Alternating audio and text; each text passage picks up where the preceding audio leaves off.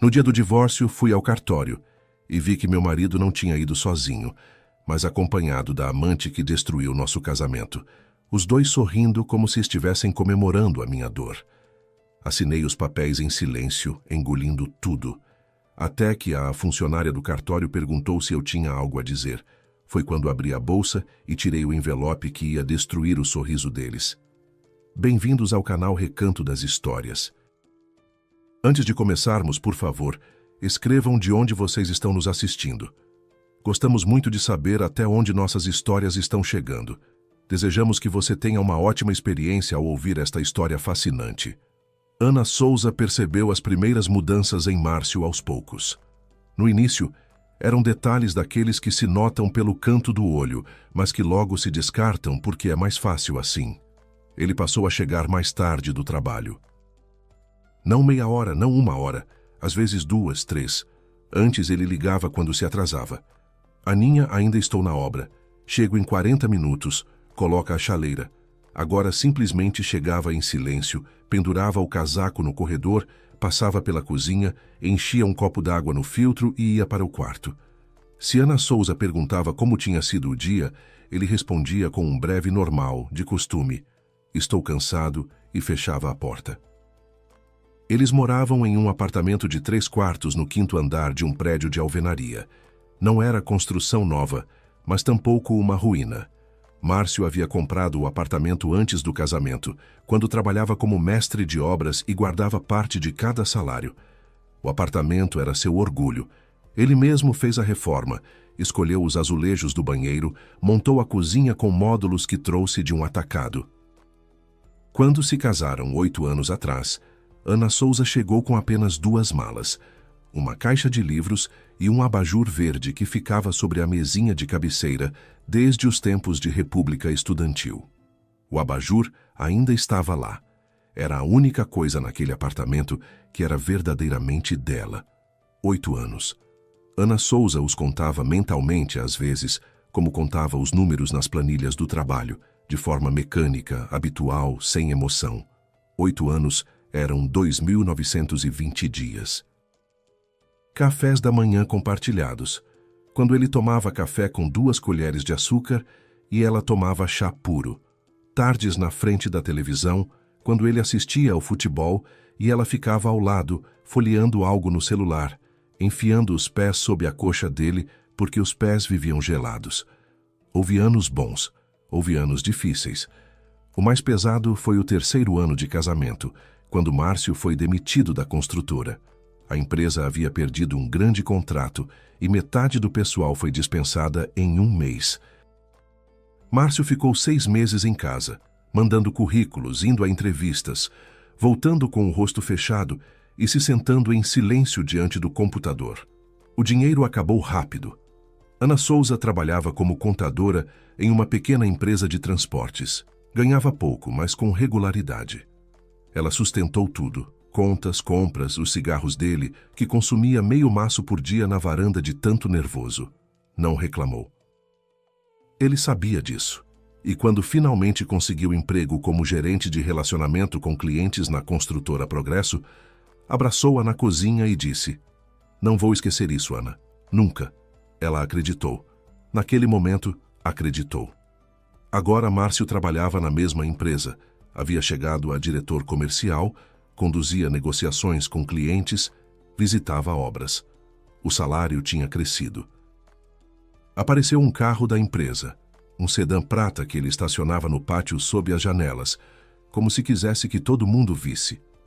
Ele passou a se vestir melhor, trocou as camisas gastas por novas, comprou sapatos, começou a usar colônia, algo que Ana Souza nunca havia notado nele antes.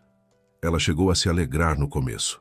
Está se cuidando, está preocupado com a aparência. Só depois entendeu que ele não estava fazendo isso por ela. O primeiro sinal concreto chegou no outono. Era uma terça-feira comum, por volta das 8 da noite. Márcio havia se recolhido ao escritório, um cômodo pequeno no fundo do corredor que um dia planejaram transformar em quarto de criança, mas nunca transformaram. Ana Souza foi até lá buscar o carregador do celular. O cabo vivia naquele canto atrás da impressora, porque em nenhum outro lugar a tomada ficava bem. A porta estava entreaberta. Márcio tinha saído para o banheiro. Sobre a mesa brilhava a tela do notebook. Ana Souza não pretendia olhar. Ela se abaixou para pegar o cabo e o olhar caiu involuntariamente no monitor. Um mensageiro aberto.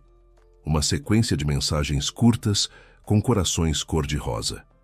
A foto de uma mulher de vestido vermelho, vistosa, com cabelos perfeitamente arrumados, com um sorriso que, mesmo através da tela, parecia desafiador. E a última mensagem: estou com saudade. Vem depois, vou te esperar. Ana Souza não se mexeu. Ficou parada com o cabo na mão, como se tivesse esquecido por que havia ido até lá. Então ouviu passos no corredor e recuou até a porta. Márcio entrou, viu que ela estava no escritório, deslocou o olhar instantaneamente para o notebook e fechou a tampa com um movimento só. "O que você está fazendo aqui?" perguntou.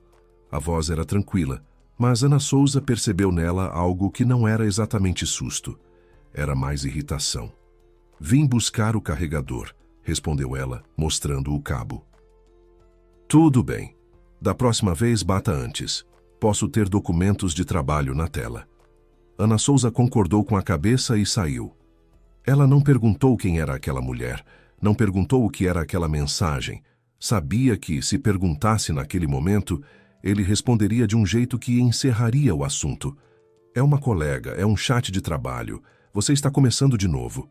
Ela teria de ou acreditar ou iniciar uma briga. Não queria nenhum nem outro. Naquela noite, Ana Souza ficou deitada no escuro ouvindo Márcio respirar ao lado, de forma regular, tranquila, como alguém de consciência limpa. O abajur verde brilhava suavemente na penumbra. Lá fora, chovia. Ana Souza olhava para o teto e pensava que há coisas que não se consegue desver. Corações cor-de-rosa, vestido vermelho. "Estou com saudade. Vem depois." Essas palavras agora viviam em sua cabeça, e ela sabia que não iriam embora.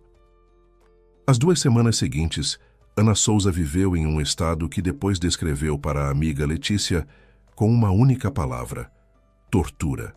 Silenciosa, cotidiana, metódica. Ia trabalhar, preparava o jantar, lavava e passava as camisas de Márcio, aquelas novas camisas que ele usava agora todos os dias. E ao mesmo tempo, dentro dela, havia outro trabalho em andamento, um que ela não conseguia parar. Ela notava cada detalhe. Como ele saía com o celular até para o banheiro, como escondia a tela quando ela passava por perto, como passou a tomar banho mal cruzava a soleira, coisa que antes não tinha o hábito de fazer. Ela não queria ser a mulher que vasculha as coisas alheias, não queria checar o celular dele enquanto dormia, não queria se tornar o tipo de pessoa que sempre havia desprezado, mas precisava saber, não supor, saber. A solução surgiu por si mesma. No fim do outono, Márcio pagou a conta do celular pelo banco e deixou o comprovante em cima da mesa da cozinha. Um hábito do qual nunca se livrou, apesar de Ana Souza ter dito 100 vezes que tudo existe em formato eletrônico. O comprovante estava ao lado do guardanapo, preso embaixo de uma caneca com resto de café. Ana Souza o pegou maquinalmente para tirar da mesa e viu a discriminação. Um número chamou atenção imediatamente. Aparecia repetido, 10, 12, às vezes 15 vezes por dia. De manhã ao meio-dia, depois do trabalho, às 11 da noite, à meia-noite. Às vezes, as ligações duravam 40 minutos, às vezes 2, mas eram diárias, sem interrupção, como os batimentos de uma segunda vida que Márcio levava em paralelo a deles. Ana Souza não ligou para aquele número. Era contadora. Estava acostumada a trabalhar com dados, não com emoções. Em vez disso, digitou o número no campo de busca e, alguns minutos depois, encontrou o que procurava. Um perfil em rede social. Cristina Alves, 27 anos. Na foto de perfil estava a mesma mulher do mensageiro, só que agora não de vestido vermelho, mas de blusa branca, com o cabelo preso, com uma expressão deliberadamente profissional. Proprietária do salão de beleza Aura, no centro da cidade. Publicações, fotos dos interiores do salão, buquês de clientes queridas, selfies em restaurantes, academias, spas. Tudo era caro naquele sentido especial e cuidadosamente construído, quando cada foto grita sobre abundância, mas finge que é apenas um estilo de vida. Ana Souza deslizava pela página devagar, como se deslizasse por um relatório financeiro, sem pular nada. Nas publicações do verão, encontrou uma série de fotos de um restaurante. Luz suave, toalha branca, 2 taças de vinho, pratos com algo bonito e indefinido. Em uma das fotos, sentado do outro lado da mesa, em frente a Cristina, havia um homem. O rosto não estava visível. Ele havia sido fotografado de costas, levemente de lado. Mas Ana Souza viu a mão esquerda pousada sobre a mesa ao lado da taça. No pulso, um relógio. Um Citizen de mostrador escuro com ponteiros prateados e aquele pequeno arranhão no vidro que havia aparecido 2 anos atrás, quando Márcio bateu o pulso no canto de uma estante na garagem. Ana Souza havia dado aquele relógio para ele no aniversário de 35 anos. Escolheu durante 1 mês inteiro, juntou dinheiro de 3 salários. Ana Souza fechou o celular, colocou-o sobre a mesa com a tela para baixo. Ficou 1 minuto olhando para a geladeira, para o ímã de uma praia que tinham trazido de uma viagem 3 anos atrás. Depois levantou, foi até o banheiro, fechou a porta com a trava, abriu a torneira e chorou. Baixinho, sem som, com a mão tapando a boca. Não de mágoa, embora a mágoa estivesse lá, aguda como uma queimadura, mas de compreensão. De entender que havia 1 ano vivia dentro do espetáculo de outra pessoa e nem sabia que lhe haviam dado um papel. Que o homem que todas as manhãs se sentava à mesa da cozinha à sua frente e passava manteiga no pão de forma metódica, dia após dia, estava construindo uma outra vida, com outra mulher, com o dinheiro ganho no casamento que ele já havia descartado. A água corria. Ana Souza ficou de pé, apoiando as mãos na borda da pia, olhando o próprio reflexo no espelho. 34 anos. Olheiras escuras que não existiam meio ano antes. Pele ressecada nas mãos. Ela vivia esquecendo de passar creme. Um rosto comum de uma mulher comum, que vai trabalhar, cuida das contas alheias, volta para casa e cozinha sopa com o que tem na geladeira. Ela não era uma beldade, nunca foi, mas era confiável.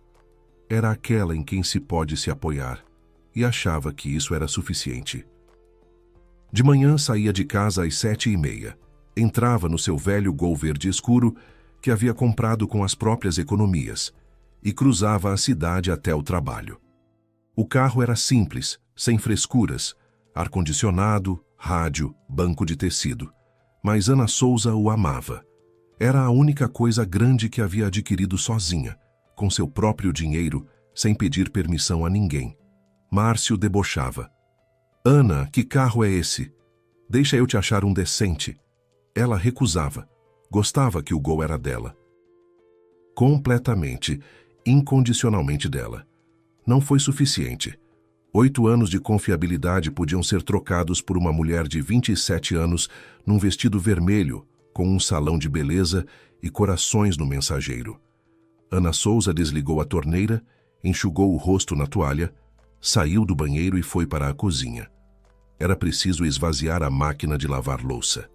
A vida não parava só porque tudo havia desmoronado por dentro. As xícaras precisavam ser colocadas nos lugares, a panela guardada no armário de baixo, a tábua de corte limpa e pendurada no gancho. E Ana Souza fez tudo isso com cuidado, como fazia todas as noites. Só que as mãos tremiam levemente e ela se esforçava para a louça não chacoalhar alto demais. Vou embora, Ana. Acho que você já entende tudo. Ele estava encostado na moldura da porta, ombro apoiado, olhando para ela com uma expressão que, aparentemente, deveria significar compaixão. Mas Ana Souza via outra coisa. Impaciência. Ele queria que ela concordasse, assinasse e o deixasse ir. Rápido, sem cenas, sem lágrimas, sem tudo aquilo de que os homens mais têm medo nessas situações. Ana Souza olhou para o requerimento. Linhas caprichadas, caneta azul, a caligrafia angular conhecida. Nome completo. Data do casamento. pedido de dissolução. Tudo organizado, tudo dentro da forma. Como se não fosse um pedido de divórcio, mas uma nota fiscal de entrega de materiais de construção. Cristina, disse Ana Souza. Márcio estremeceu, imperceptivelmente, mas ela captou o breve movimento dos ombros, como quando alguém espeta o dedo entre as omoplatas. Ele não esperava que ela soubesse o nome. Por um segundo, ficou em silêncio, depois se recompôs. Isso não tem importância. Simplesmente já faz tempo que somos estranhos um ao outro. Ana, você mesma sente isso. Vivemos juntos, mas não somos um casal. Não quero mais assim. Faz tempo que somos estranhos, repetiu Ana Souza, como se provasse as palavras. Lembrou que 3 semanas atrás havia lavado as camisas dele, que no domingo tinha feito feijoada. A favorita dele, do jeito que ele gostava. Porque certa vez ele havia dito que a feijoada dela era melhor que a da mãe dele. Que no outono havia comprado botas de inverno para ele porque as antigas estavam gastas e ele vivia esquecendo de ir à loja. Estranhos não fazem isso, mas ela não disse nada. Tudo bem, disse ela. Vou assinar. Márcio piscou. Esperava resistência, esperava perguntas, recriminações, talvez lágrimas, mas Ana Souza o olhava com calma, e essa calma o desestabilizou. Ele concordou com a cabeça, ficou em silêncio e acrescentou. O apartamento é meu, você sabe, comprei antes do casamento. O carro também, mas você pode levar os móveis do quarto e tudo o que tiver nos armários. Não vou ser mesquinho. Ana Souza quase esboçou um sorriso. Os móveis do quarto, a cama, a cômoda, as 2 mesinhas de cabeceira, tudo junto valeria uns 30 mil se vendesse no site de classificados, e as roupas dos armários, as próprias roupas dela, que ele generosamente permitia que ela levasse, mas ela ficou em silêncio, concordou com a cabeça. Márcio ficou parado mais um segundo, depois se virou e foi embora. 1 minuto depois, de trás da porta fechada do escritório, ouviu-se a voz dele, suave, afetuosa, bem diferente da que ele havia acabado de usar com ela. Ele estava ligando para Cristina. O divórcio por mútuo acordo no cartório levava 1 mês. O requerimento havia sido protocolado. E agora era preciso aguardar os 30 dias até a data marcada. Sem filhos em comum, sem disputa de bens, procedimento padrão, 3 visitas e um carimbo. Durante todo esse tempo, continuaram morando no mesmo apartamento. Márcio não tinha pressa em sair. Era conveniente. As coisas no lugar, geladeira cheia, roupa limpa. Ele simplesmente vivia como se Ana Souza já tivesse se tornado algo parecido com uma mobília. Está lá, não incomoda, em breve vai ser removida. E, ao mesmo tempo, acelerava as coisas em outra frente. Já havia encontrado um corretor de imóveis que estava buscando para ele e Cristina um novo apartamento. 2 quartos em uma construção nova, com janelas amplas e vaga na garagem. Ana Souza sabia disso porque certa vez viu a tela do celular dele com a conversa com o corretor. Márcio havia deixado o telefone na mesa da cozinha enquanto tomava banho. Ela não leu de propósito. Simplesmente a tela acendeu com uma mensagem recebida e ela viu. Márcio, selecionamos 3 opções dentro do seu orçamento. Quando seria conveniente para visitar? No dia seguinte àquele em que Márcio colocou o requerimento sobre a mesa, Ana Souza ligou para a amiga Letícia. Letícia trabalhava como advogada em uma seguradora. Não era direito de família, mas ela conhecia bem a legislação e conseguia encontrar advogados certos em uma tarde. Ana, você enlouqueceu? Letícia quase gritava no telefone. Ele te entregou um requerimento como se fosse uma conta de luz. E você? Tudo bem, vou assinar. Pelo menos vai contratar um advogado? Você tem direito à metade do patrimônio conjunto. Letícia, não tem nada a dividir. O apartamento é pré-conjugal, o carro também. Na conta conjunta há uns 200 mil. Vou brigar por 100 mil na justiça? E os eletrodomésticos? E a reforma que vocês fizeram juntos? E a renda dele durante o casamento? A reforma ele fez com as próprias mãos. Os eletrodomésticos compramos na metade. Mas quem vai a tribunal por causa de uma máquina de lavar de 3 anos? E a renda dele? Como você imagina isso? Ele recebia o salário no cartão dele, eu no meu. Alimentávamos a conta conjunta, os dois, e gastávamos em comida e contas. Não tem nenhum capital oculto, Letícia. Ele não é nenhum milionário. É diretor comercial de uma construtora de médio porte. Letícia ficou em silêncio. Depois suspirou. Só não quero que você saia de mãos abanando. Ele vai embora para essa Cristina com os salões e os restaurantes dela. E você vai ficar com uma cômoda e uma caixa de botas. Isso não é justo, Ana. Eu sei, respondeu Ana Souza. Mas às vezes é melhor sair rápido do que sair devagar e com dor. Não quero negociar cada panela com ele. Quero fechar essa porta e esquecer.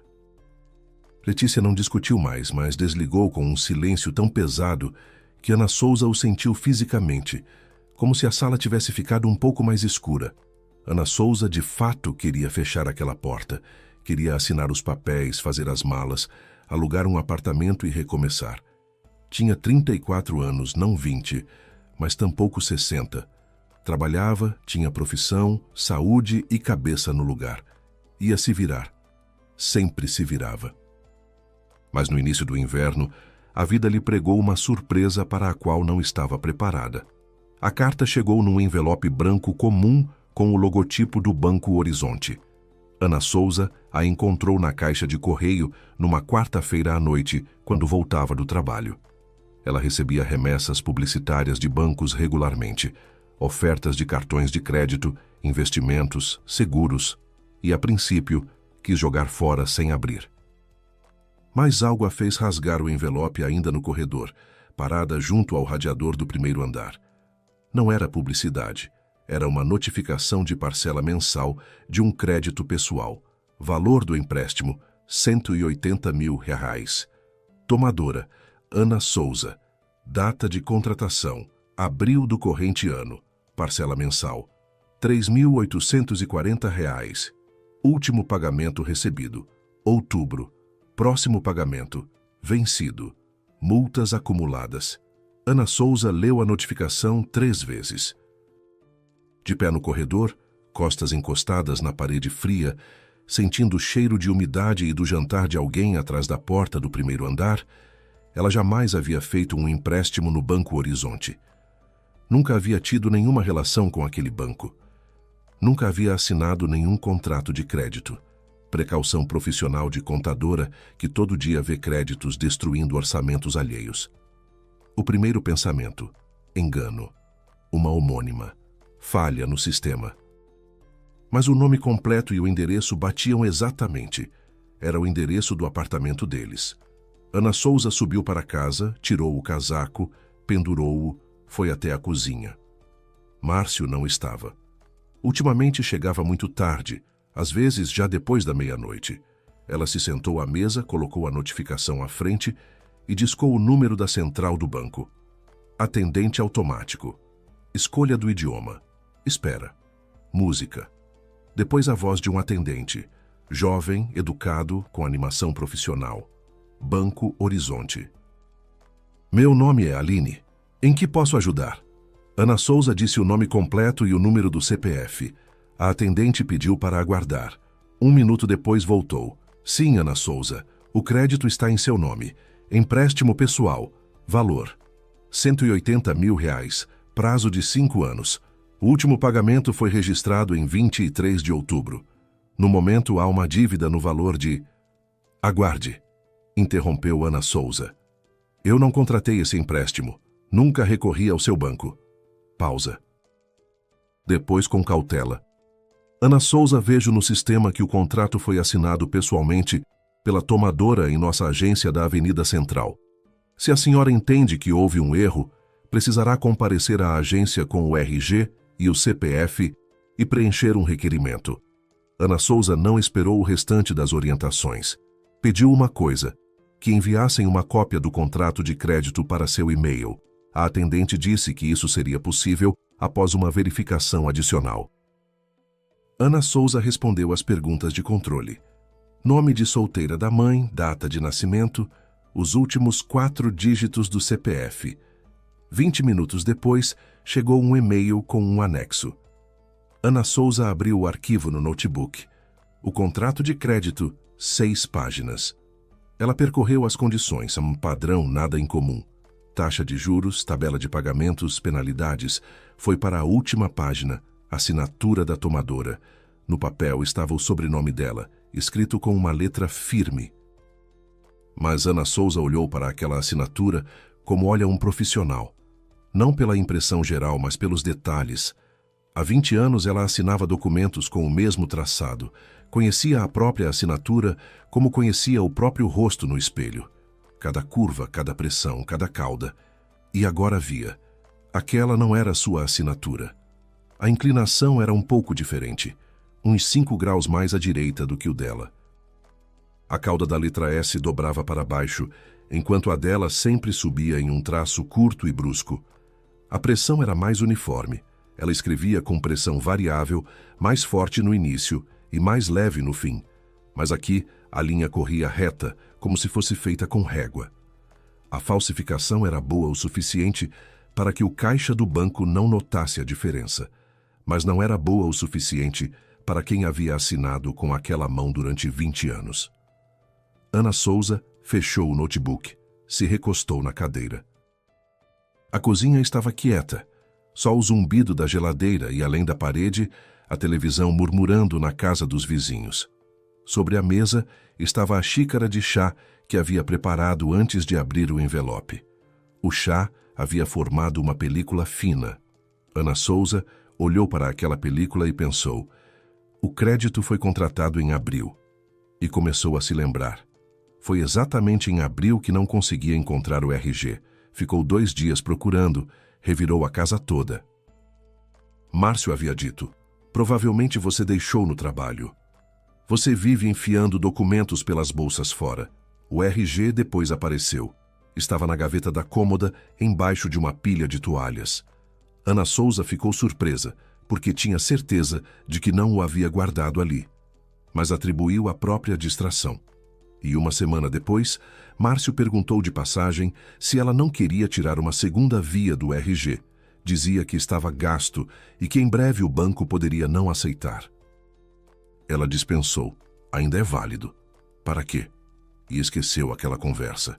Agora o quadro se montava de outra forma. Márcio havia pego o RG da bolsa dela, passado para quem precisava, Cristina ou alguém mais, para contratar o empréstimo. Depois, devolvido ao lugar embaixo das toalhas para Ana Souza encontrar e se acalmar. Ela nem sequer precisaria tirar uma segunda via. O RG não tinha ido a lugar nenhum. Foi simplesmente usado e devolvido, com cuidado, discretamente, como se devolve um livro à prateleira depois de anotar tudo o que precisava. O dinheiro foi para uma conta que não pertencia a Ana Souza. Os pagamentos foram feitos por algum tempo. Alguém mantinha a aparência para o banco não se preocupar antes da hora. Agora os pagamentos haviam parado e o banco enviou a notificação. Tudo lógico, tudo aritmeticamente impecável. Ana Souza não gritou, não chorou. As lágrimas tinham acabado ainda no outono no banheiro quando descobrira sobre Cristina. Ela simplesmente ficou sentada à mesa da cozinha, como havia ficado milhares de vezes no trabalho, diante de algum relatório com erros. Só que agora o erro estava em sua própria vida, e o valor da divergência era R$180 mil. 1 hora depois, ela tirou da gaveta uma folha de papel em branco e uma caneta. Escreveu no topo fatos e começou a anotar tudo por tópicos, como fazia no trabalho ao preparar um memorando para a diretoria. Data da contratação do crédito, data do sumiço do RG, valor, banco. Assinatura falsificada. Destinatário do dinheiro, desconhecido por hora. Pagamentos realizados até outubro, depois interrompidos. Ela olhava para aquela lista e compreendia. Coincidências não existem. Não existem coincidências quando um empréstimo é aberto em seu nome exatamente no mês em que seu RG misteriosamente some da bolsa e depois aparece embaixo de toalhas na cômoda. Não existem coincidências quando a falsificação da assinatura é profissional e não feita de qualquer jeito. Por trás disso havia um plano, calculado, frio, construído com a certeza de que Ana Souza jamais descobriria. No dia seguinte, Ana Souza pediu uma folga no trabalho. Disse ao chefe que tinha assuntos pessoais para resolver. Ele não quis saber mais. Ana Souza nunca abusava das folgas. De manhã, foi até o senhor Vítor Sérgio Pinto, um ex-perito criminal que, após a aposentadoria, trabalhava como especialista particular em documentos-copia. Encontrou o escritório através de Marina, do departamento vizinho, que havia recorrido a ele uma vez para um assunto de herança. O consultório do Dr. Pinto ficava no segundo andar de um velho prédio comercial, daqueles onde no térreo há ateliê de costura e sapataria, e nos andares de cima advogados, notários e toda a gente que se alimenta em volta dos problemas alheios. Ana Souza subiu pela escada estreita. Encontrou a porta com a placa Pesquisas Periciais e Criminalísticas. Pinto VS, e bateu. Vítor Sérgio era um homem baixo e robusto, de uns 60 anos, com um bigodinho grisalho e olhos atentos por trás de grossas lentes de óculos. Sobre a mesa havia uma lupa, um abajur articulado e um scanner velho que parecia peça de museu. Ana Souza explicou a situação de forma breve, sem emoções desnecessárias, como em uma reunião de trabalho. Colocou diante dele a impressão do contrato de crédito e 3 amostras da própria assinatura, no crachá do trabalho, no pedido de férias e em um recibo de lavanderia. Pinto pegou a lupa e ficou uns 5 minutos examinando as assinaturas em silêncio, passando o olhar de uma para outra. Depois tirou os óculos, limpou-os com um lenço e disse: de imediato, a assinatura não é sua. A caligrafia é parecida, a imitação é competente, mas há divergências nos traços individuais. Precisarei de 5 a 7 dias úteis para preparar o laudo oficial. O valor é de R$ 2.500. Ana Souza concordou e deixou o sinal. 5 dias depois, Pinto ligou. O laudo estava pronto. A assinatura no contrato de crédito do Banco Horizonte havia sido realizada não por Ana Souza, mas por outra pessoa, com imitação da sua assinatura. O laudo estava formalizado segundo todas as normas, com número, carimbo do perito, referências a metodologias e anexos com cópias ampliadas das assinaturas.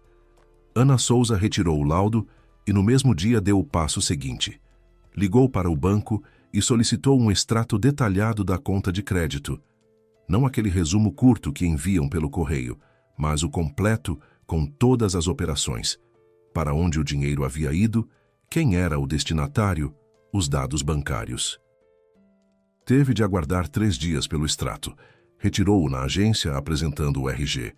O atendente jovem imprimiu 6 folhas e as estendeu com um sorriso de praxe. Mais alguma coisa? Ana Souza balançou a cabeça e saiu. No horário de almoço, sentada no carro no estacionamento de um shopping, ela espalhou as folhas no colo e começou a ler.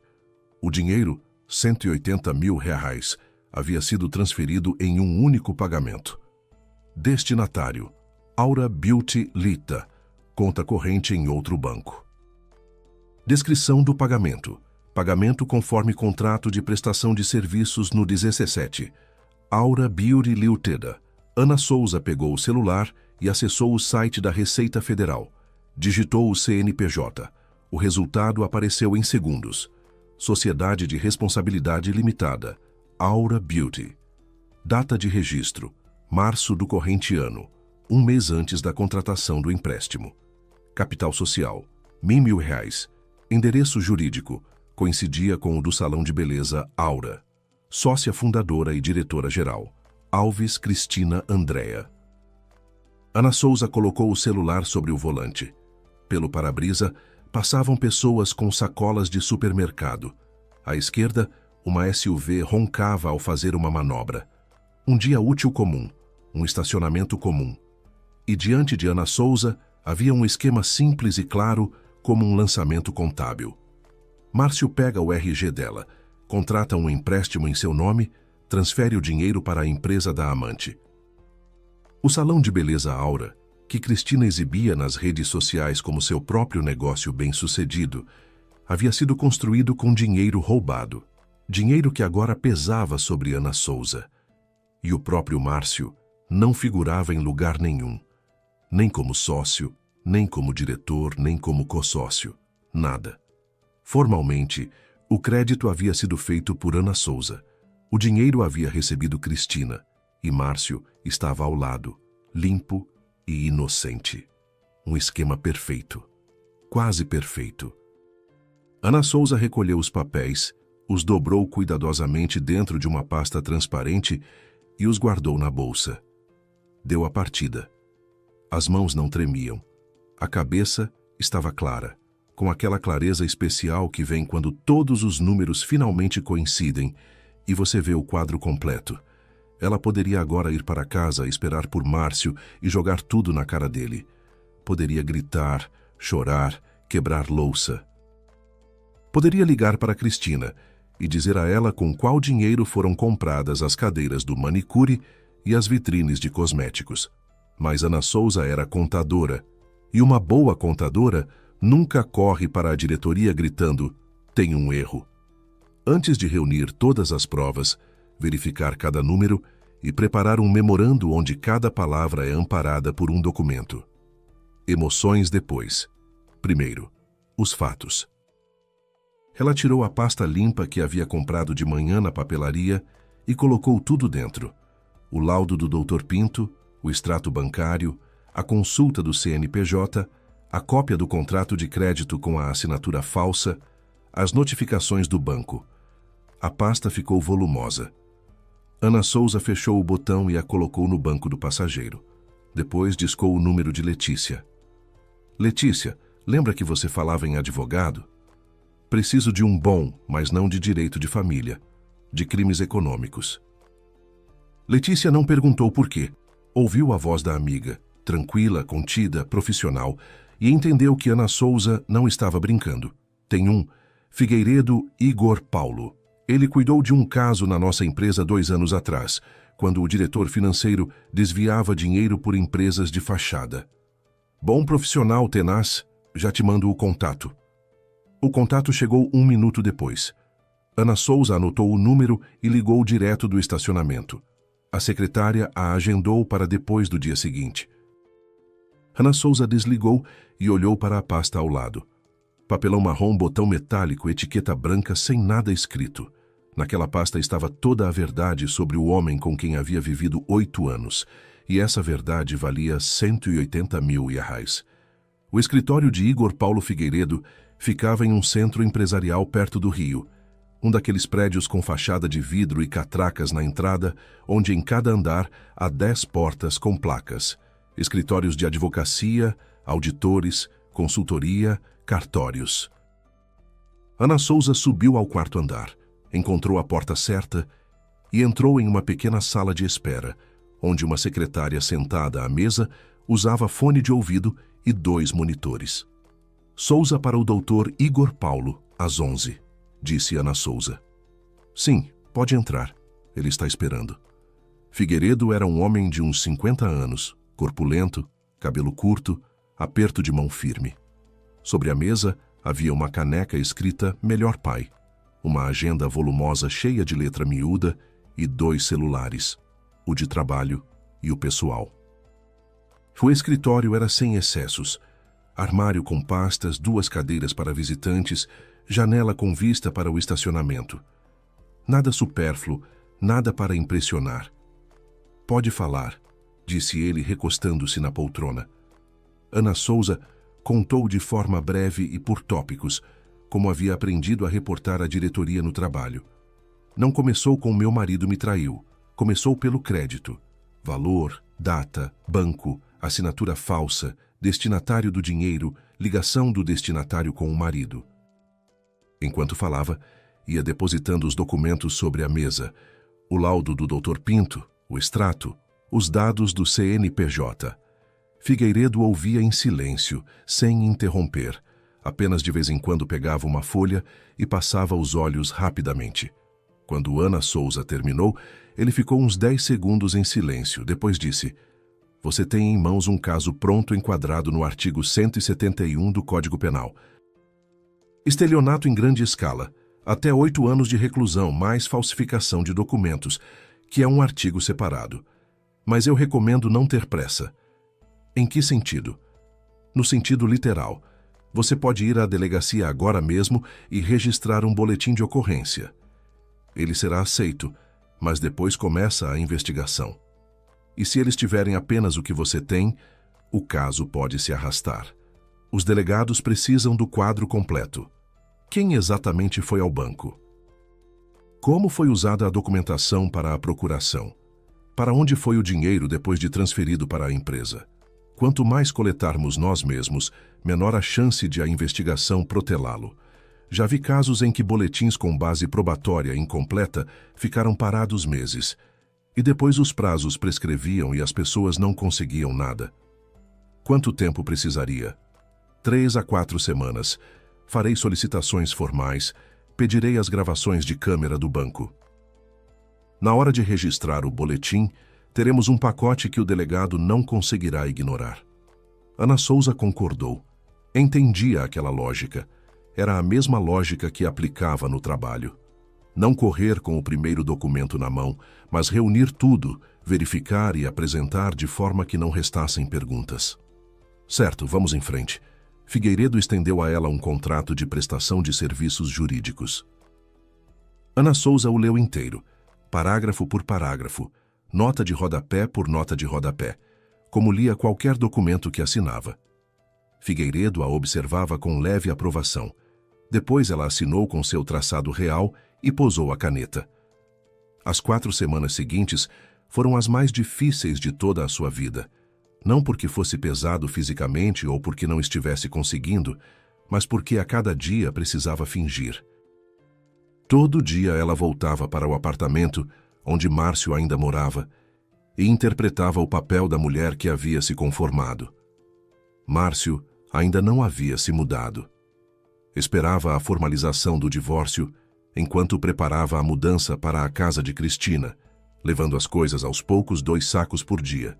O armário dele no quarto foi esvaziando devagar. Primeiro sumiram os ternos, depois as camisas, depois os sapatos. Ana Souza observava aquele processo em silêncio, como se observa a maré baixa, um movimento lento, imparável, que deixa apenas areia molhada. Toda noite, ela ouvia a voz dele saindo de trás da porta fechada do escritório, suave, calorosa, com entonações que Ana Souza não escutava há anos. Ele ria, fazia planos. Certa vez ela conseguiu distinguir uma frase: "Sim, meu bem, já fui ver o apartamento. A vista da sacada é incrível. Você vai adorar." Ana Souza estava no corredor com as mãos molhadas. Havia acabado de lavar louça e escutava o homem que havia lhe roubado 180 mil reais discutir a vista da sacada de um apartamento novo para a amante. Às vezes, Márcio ia dormir na casa de Cristina. Simplesmente pegava o casaco e as chaves do carro. Dizia "não venho hoje" e ia embora. Voltava de manhã, descansado, barbeado, cheirando a shampoo alheio. Nem tentava esconder. Para quê? O divórcio já havia sido protocolado, os papéis assinados. Restava uma formalidade: aguardar a data no cartório. Márcio interpretava o silêncio de Ana Souza como capitulação, como a resignação de uma mulher que havia entendido que havia perdido e agora cumpria silenciosamente as últimas semanas no papel de esposa. Chegou a amolecer às vezes. No café da manhã perguntava: "Você tá bem?" Às vezes oferecia ajuda com a mudança. "Se quiser, peço para uns caras do trabalho. Eles têm uma Kombi e podem te ajudar." Era generoso, como um vencedor que pode se dar ao luxo de ser bondoso com o vencido. Estava confortável naquele papel. Ele saía elegantemente, em direção a uma mulher jovem e bem-sucedida, deixando a ex-esposa sem escândalos, sem sujeira, sem guerra. Uma saída impecável, uma vitória limpa. Ele não sabia que, enquanto discutia vistas de sacada e transportava ternos, o advogado Figueiredo coletava provas metodicamente. O primeiro pedido foi ao Banco Horizonte, uma solicitação formal exigindo cópia da ficha de concessão do crédito, incluindo a xerox do RG da tomadora que havia sido apresentada no ato da contratação. O banco respondeu em 10 dias. A cópia do RG estava no processo. Foto de Ana Souza, número, tudo batia. Era o RG válido dela, o mesmo que havia sumido em abril e reaparecido embaixo das toalhas na cômoda. Alguém havia feito uma cópia dele, e com essa cópia e com a assinatura falsificada, contratado o empréstimo. O segundo pedido foi pelas gravações das câmeras da agência bancária no dia da contratação do crédito. Bancos guardam as imagens por 30 a 90 dias, mas o Banco Horizonte era de um tipo que mantinha por mais 6 meses em arquivo digital. Figueiredo obteve uma cópia da gravação da data em questão. No vídeo via-se claramente. Uma mulher entrou na agência, apresentou o RG no balcão, assinou os documentos e saiu. A câmera registrou o rosto, e não era Ana Souza. Altura, físico, penteado, tudo diferente. A mulher na gravação era mais alta, mais magra, com cabelos compridos e loiros. Pelas características indiretas, Figueiredo anotou isso em seu memorando. Ela se parecia muito com Cristina Alves. Concluía-se que Cristina havia ido ao banco com o RG verdadeiro de Ana Souza e se passado por ela. O caixa havia comparado a foto do RG com o rosto diante dele e ou não percebeu a diferença ou não se deu ao trabalho de olhar direito. O terceiro passo da investigação dizia respeito a uma procuração encontrada em nome de Ana Souza. Figueiredo verificou se havia sido emitida alguma procuração durante o período em que o RG sumira de casa e encontrou. Em um cartório no interior da cidade, um daqueles onde o tabelião fica no andar térreo e cobra um pouco mais barato que os do centro, havia sido lavrada uma procuração geral em nome de Ana Souza para a prática de operações financeiras. O documento havia sido emitido de forma irregular, sem a presença pessoal de Ana Souza e sem sua autorização, com base nos dados do RG dela que estavam em posse de Márcio naquele período.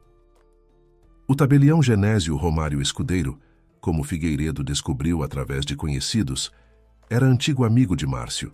Jogavam juntos numa liga amadora de futebol nas manhãs de sábado. Ao que tudo indicava, Escudeiro não havia feito as verificações devidas e simplesmente prestou um favor ao amigo, lavrando o documento sem questionar a ausência da outorgante. Figueiredo não mexeu no tabelião por hora, registrou o fato e seguiu em frente. Ao fim do inverno, a pasta com as provas estava tão grossa quanto o relatório anual de uma grande empresa. Ana Souza foi até Figueiredo no último dia útil antes das festas. Ele espalhou tudo diante dela: o laudo do documentoscópio, os extratos bancários, os dados do CNPJ, a cópia do vídeo em um pendrive, a ficha sobre o cartório, a cronologia dos eventos organizada por dia. Agora registramos o boletim, disse Figueiredo. Mas não na delegacia de plantão, pela Secretaria da Delegacia Especializada em Crimes Econômicos. Lá será registrado oficialmente, receberá um número de entrada e não se perderá num monte de papéis. Vou acompanhar pessoalmente. Ana Souza assinou o boletim de ocorrência por estelionato. 3 páginas de texto compacto, redigido por Figueiredo, seco, jurídico, sem emoções. Fatos, datas, valores, referências aos artigos. Ela assinou no rodapé de cada página, com aquele traçado que é impossível de falsificar se você não sabe como a mão se move depois de 20 anos traçando as mesmas letras. O boletim foi apresentado. Figueiredo o levou pessoalmente à delegacia especializada, esperou a secretária carimbar com o número de entrada e a data, pegou a cópia com o registro de recebimento e a entregou a Ana Souza. A data do divórcio é daqui a 2 semanas, disse Ana Souza, recebendo a cópia. Eu sei, isso é bom. Nessa época, o boletim já estará em andamento. O que você planeja fazer no cartório? Ana Souza ficou em silêncio. Depois disse: quero que ele saiba, não pelo delegado, não pela intimação. Quero que ele saiba por mim, exatamente no momento em que estiver pensando que tudo terminou a seu favor. Figueiredo a olhou por um longo tempo, depois concordou com a cabeça. É seu direito. Só não diga nada além do necessário. Nenhuma ameaça, nenhuma acusação em voz alta. Simplesmente entregue os documentos. Deixe que os papéis falem por si. Ana Souza concordou. Ela não pretendia falar. Pretendia mostrar. O dia do divórcio começou cedo. Ana Souza acordou às 6 da manhã, embora o despertador estivesse marcado para as 8. Lá fora ainda estava escuro. O amanhecer de inverno chega tarde, relutante, como se ele próprio não quisesse despertar. Ela ficou deitada em silêncio, olhando para o teto. No quarto, fazia frio. Tinha baixado o ar-condicionado uma semana antes, quando Márcio definitivamente havia passado a dormir no escritório na cama dobrável. Depois ela levantou, foi até a cozinha, ligou a chaleira. Pela janela, o quintal ia surgindo lentamente. Os contornos das árvores sem folhas, o telhado da garagem em frente. A manhã era fria e clara, sem vento. Ana Souza ficou junto à janela com a caneca de chá e pensou que 8 anos atrás, no verão, ela e Márcio haviam chegado àquele mesmo cartório num carro branco alugado com fitas nos retrovisores. Letícia era a testemunha e jogou confetes na escada. Márcio carregava um buquê enorme, rosas brancas. Tinha escolhido sozinho. Ficou 1 hora inteira na floricultura. Ele segurou a mão de Ana Souza com tanta força que depois os dedos dela doíam. Ele a olhava com uma expressão tal que a funcionária do cartório, outra jovem, não a de hoje, havia sorrido e dito: "Raramente vejo olhos tão apaixonados. 8 anos. 2.920 dias. E eis o último." Ana Souza lavou a caneca, guardou-a no armário, foi para o banheiro, tomou banho, secou o cabelo, se vestiu.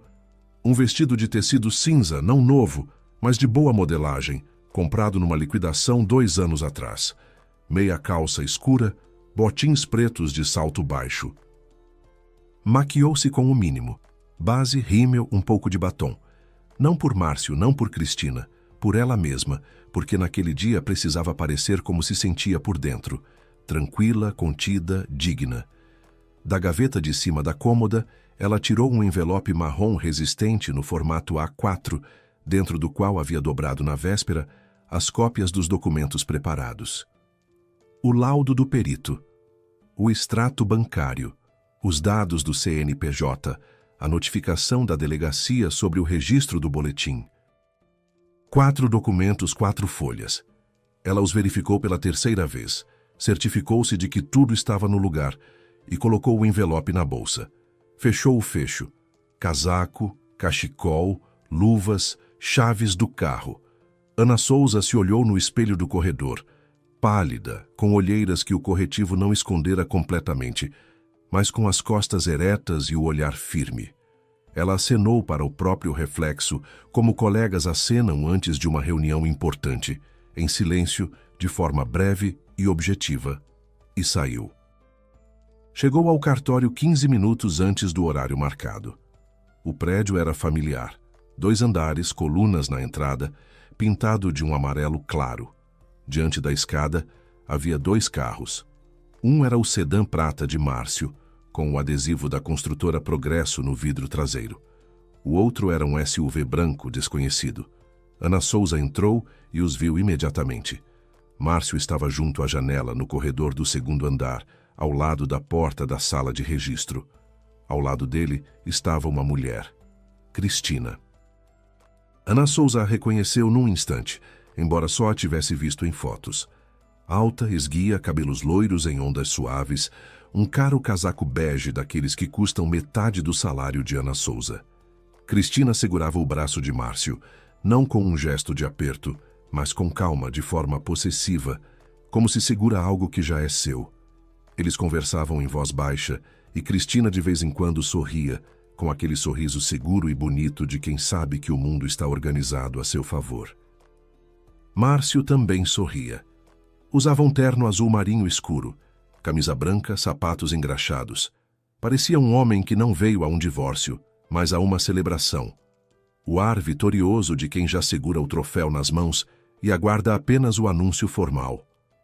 Ana Souza subiu a escada. Márcio a viu e acenou com a cabeça, de forma breve e educada, como se acena para um conhecido numa fila. Cristina virou a cabeça, percorreu Ana Souza rapidamente de cima a baixo, dos cabelos às botinas, e desviou o olhar. Aquela avaliação que uma mulher faz de outra em 1,5 segundos. Altura, peso, roupa, bolsa, sapatos, maquiagem, cabelo. Veredicto proferido, interesse perdido. Ana Souza notou no dedo anular de Cristina um anel. Pedra grande em cravação fina. Anel de noivado. Oi, disse Márcio. Oi, respondeu Ana Souza e passou por eles em direção à sala. A sala de registro era pequena, paredes claras, mesa com o brasão, 2 fileiras de cadeiras ao longo das paredes, uma janela com cortina de tule por trás da qual branquejava o pátio. Havia um cheiro de repartição pública, papel, tinta, um leve aroma de aromatizador de ambiente. Atrás da mesa sentava a funcionária do cartório, uma mulher de uns 50 anos, com um corte curto e caprichado e óculos numa corrente fina. Diante dela, havia uma pasta aberta com documentos. Márcio e Ana Souza sentaram um à frente do outro, separados pela mesa. Cristina foi até as cadeiras junto à parede, sentou-se, cruzou as pernas e tirou o celular. Ela rolava o feed com aquela expressão relaxada de quem espera na sala do dentista. Uma formalidade chata. Daqui a 10 minutos tudo vai acabar e a vida de verdade vai começar.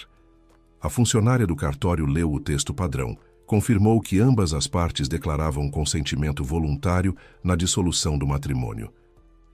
Verificou que não havia disputas de bens nem filhos em comum. Pediu a Ana Souza que assinasse. Ana Souza pegou a caneta e assinou.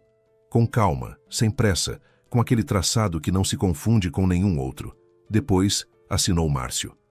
A funcionária do cartório carimbou. Fez o registro no livro, fechou a pasta. As partes têm algo a acrescentar? Perguntou ela, como exigia o procedimento. Márcio balançou a cabeça negativamente. Ana Souza ficou 2 segundos em silêncio. Depois disse, sim, tenho.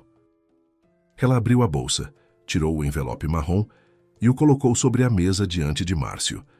Isso é para você. Por favor, leia. Márcio pegou o envelope com um leve sorriso, condescendente, levemente irônico, como alguém a quem estenderam um cartão com um gatinho. Ele achou que era algo sentimental. Uma carta de despedida, talvez fotos antigas, talvez a aliança enrolada num guardanapo. Algo do tipo que mulheres fazem no cinema quando querem mostrar que estão acima da mágoa. Ele abriu o envelope e tirou uma pilha de papéis. Primeira folha. O laudo do perito judicial Pinto Veto S em documentoscopia, estabelecendo que a assinatura no contrato de crédito do Banco Horizonte, no valor de R$180 mil, não havia sido realizada por Ana Souza, mas por outra pessoa, com imitação da sua assinatura. Carimbo do perito. Número do laudo. Data. Márcio virou a folha. Segunda. Extrato bancário. Transferência de R$180 mil para a conta corrente da Aura Beauty Ltda. Data. Dados bancários. Descrição do pagamento. Terceira. Extrato do CNPJ Aura Beauty Ltda. Data de registro. Capital social. Endereço. Sócia fundadora e diretora-geral. Alves Cristina Andréa. Quarta. Notificação da Delegacia Especializada. Boletim de ocorrência por estelionato registrado. Número de entrada tal, recebido para análise. Materiais transferidos ao delegado responsável. Ana Souza observava. Sentava ereta, mãos no colo, e olhava Márcio lendo. Ele percorria as folhas devagar, como alguém que esqueceu como entender o que está escrito.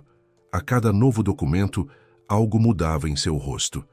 Não de repente, não abruptamente, mas aos poucos, como muda a luz quando o sol passa por trás de uma nuvem. Primeiro sumiu o sorriso, simplesmente se apagou como se alguém passasse uma borracha sobre uma expressão desenhada. Depois, empalideceram os lábios. Depois ele engoliu saliva, com força, de forma que naquele silêncio da sala o som pareceu um estalo.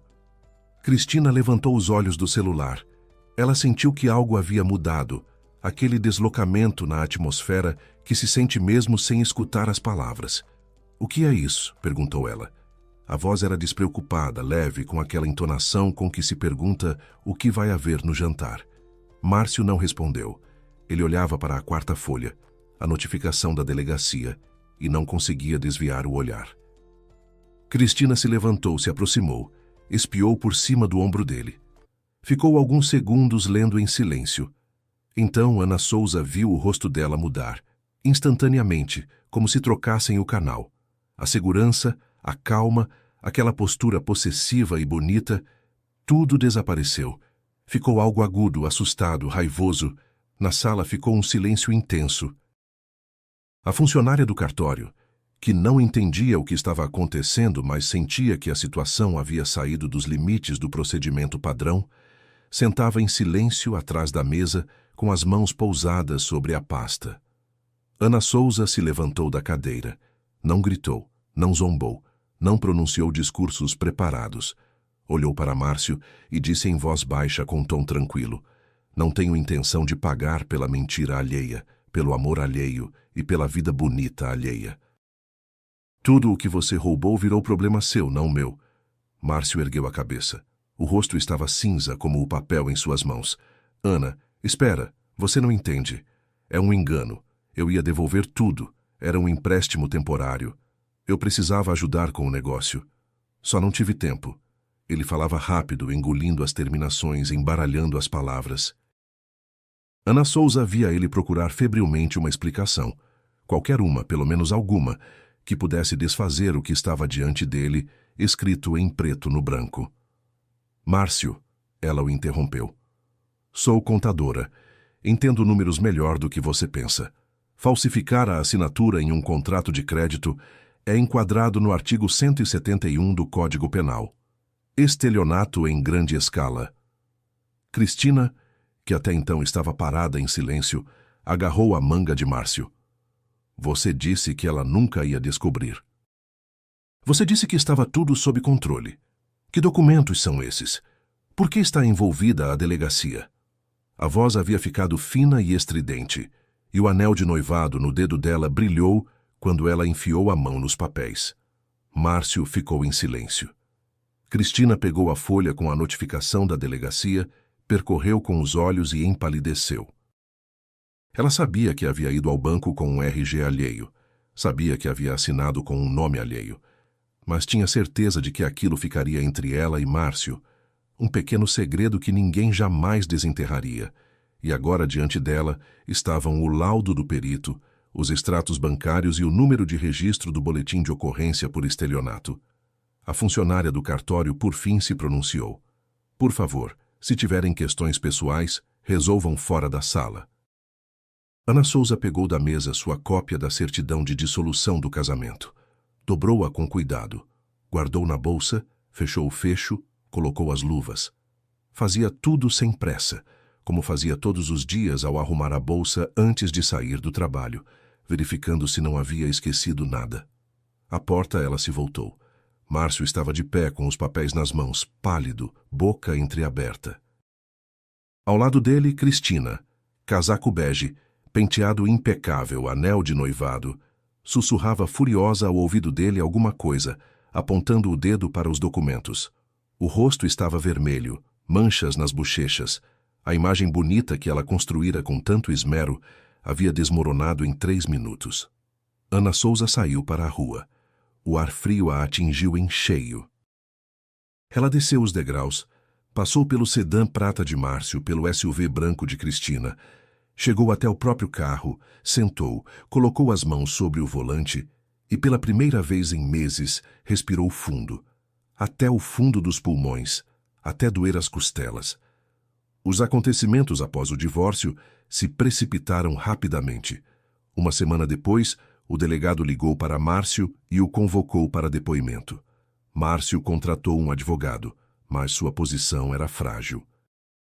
As gravações do banco, o laudo do documentoscópio, a cadeia de transferências e os depoimentos dos funcionários do cartório pintavam um quadro difícil de contestar.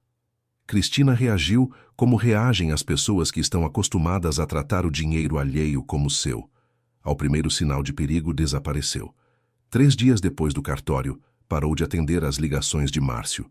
1 semana depois, o bloqueou em todos os mensageiros. 2 semanas depois, a Aura Beauty fechou as portas. O equipamento foi vendido, o espaço desocupado, a empresa liquidada. Cristina transferiu o dinheiro, trocou o número de telefone e, segundo rumores, foi para o interior se hospedar com parentes.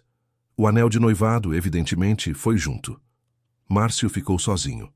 A amante pela qual havia destruído o casamento evaporou junto com o dinheiro que ele havia roubado para ela.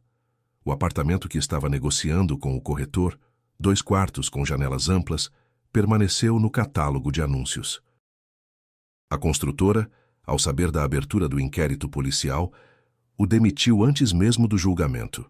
Reputação no mundo dos negócios vale mais do que qualquer diretor comercial. Ana Souza, nesse meio tempo, cuidava da própria vida. O advogado Figueiredo entrou com uma ação civil para anular o contrato de crédito. O juiz analisou o laudo do perito, as gravações e os materiais da investigação e proferiu sentença. O contrato era nulo. As obrigações sobre Ana Souza foram extintas na íntegra. O Banco Horizonte se tornou a parte prejudicada. Caberia a ele se acertar com Márcio e a desaparecida Cristina por conta própria. Márcio tentou entrar em contato com Ana Souza. Ligou. Ela não atendeu. Enviou mensagens longas e incoerentes, onde se misturavam justificativas, pedidos e tentativas de despertar pena. Ana caía em mim. Vamos resolver sem ir a tribunal. Lembra do que tivemos. Certa vez foi até o trabalho dela. Ficou na portaria com um buquê como havia ficado 8 anos antes diante do cartório. O segurança ligou para Ana Souza pelo telefone interno. Tem um homem aqui. Diz que é o marido. Ana Souza respondeu. Ex-marido. Diga que estou ocupada. Ela respondeu a ele uma única vez com uma mensagem curta. Tudo o que tivemos você transferiu para a conta da Aura Beauty Lita. Fale com seu advogado. Depois não respondeu mais. Na primavera, Ana Souza alugou um apartamento de 1 quarto. No outro extremo da cidade, 4º andar, janelas para um parque, uma varandinha pequena onde cabia exatamente uma cadeira e um vaso com gerânio. Mobiliou de forma simples, uma cama, uma mesa, uma estante e aquela mesma luminária com o abajur verde, trazida desde os tempos de República Estudantil. Na parede do corredor, pendurou um quadro de cortiça para recados. O primeiro bilhete, sempre em frente. No trabalho, pediu uma promoção pela primeira vez em 3 anos. O chefe ficou surpreso e concordou. No inverno seguinte, Ana Souza se tornou contadora-chefe do departamento. E então, aconteceu algo que ela não havia planejado.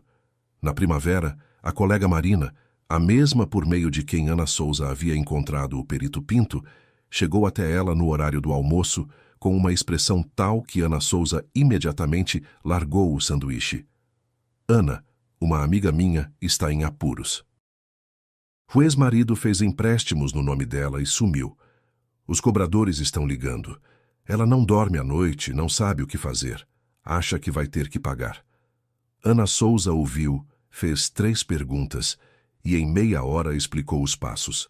Solicitar o histórico de crédito, obter cópias dos contratos, verificar as assinaturas, registrar um boletim na polícia e entrar com ação para anular os contratos. Ajudou a redigir o boletim, deu o contato de Figueiredo. 1 mês depois, as dívidas foram contestadas. Depois houve outra conhecida, depois a amiga de uma amiga, depois uma mulher de um fórum de internet que escreveu para Ana Souza em mensagem privada, depois de Marina mencionar a história dela nos comentários. Ana Souza respondia a cada uma, explicava, ajudava, e aos poucos foi entendendo que aquelas histórias não eram casos isolados. Eram centenas. Mulheres com créditos alheios, dívidas alheias, obrigações alheias em seus nomes. Mulheres que não sabem que uma assinatura falsificada pode ser contestada, que um contrato de crédito pode ser declarado nulo, que a lei está do lado delas. No outono, Ana Souza abriu uma consultoria. Primeiro online, depois alugou um pequeno escritório no mesmo prédio onde havia trabalhado o perito Pinto. Ela não era advogada e não dava conselhos jurídicos, mas era contadora e sabia o que sabia, como ler documentos, como verificar assinaturas, como solicitar extratos, a quem recorrer e em que ordem. Ela ajudava as mulheres a enxergar um quadro claro, onde elas só viam caos. Deu ao seu trabalho o nome de Balanço Claro. O nome foi sugerido por Letícia e Ana Souza concordou imediatamente, porque era exatamente isso que havia feito a vida toda: colocar os números em ordem. Só que antes eram os balanços alheios, e agora eram as vidas alheias. Márcio foi condenado, pena suspensa com período de prova. Pena real não foi imposta, não havia antecedentes. Admitiu parcialmente a culpa, vendeu o carro e reembolsou parte do prejuízo do banco. Mas a condenação ficou em sua biografia, e construir uma carreira com aquele histórico já não era simples. Cristina foi declarada foragida. Segundo informações disponíveis, havia mudado o sobrenome e estava vivendo em outro estado. O dinheiro investido em seu salão havia evaporado junto com ela. Ana Souza não acompanhou o destino de Márcio. Soube da condenação por Letícia. Ela ligou à noite, contou em poucas palavras. Ana Souza assentiu, agradeceu e voltou ao trabalho. Sobre a mesa estavam os documentos de uma nova cliente. Uma mulher jovem cujo ex-companheiro havia feito um financiamento de carro em nome dela, com procuração falsa. História conhecida, esquema conhecido, medo conhecido nos olhos. Às vezes, nas tardes, sentada na varanda com a caneca de chá, Ana Souza se lembrava daquele dia de inverno. A manhã fria, o sol sobre o pátio, o prédio do cartório com colunas, Márcio no terno azul marinho, Cristina no casaco bege com o anel de noivado, os sorrisos triunfantes deles. E o envelope, um envelope marrom comum, formato A4 com 4 folhas por dentro, que virou tudo de cabeça para baixo. Ela não se tornou uma ex-esposa rancorosa. Não fez escândalos, não publicou posts raivosos na internet, não ligou para a mãe dele. Ela fez o que sabia fazer melhor. Reuniu os documentos, verificou os números e colocou a verdade sobre a mesa. Em silêncio, com cuidado, com sua assinatura real no rodapé de cada página. A luminária com o abajur verde brilhava com uma luz suave. Lá fora, escurecia. Uma tarde de outono, curta e quieta. Ana Souza terminou o chá, voltou para dentro e abriu o notebook. No dia seguinte, ela tinha uma reunião com uma nova cliente. Precisava se preparar. No quadro de cortiça do corredor ainda estava o bilhete, sempre em frente. Ana Souza passava por ele toda manhã e toda tarde, e cada vez lhe parecia que as letras haviam ficado um pouco mais brilhantes. Obrigado por terem ouvido a história. Com vocês esteve o canal Recanto das Histórias. Desculpem os erros. Escrevam nos comentários o que acharam. Se gostaram, assinem o canal.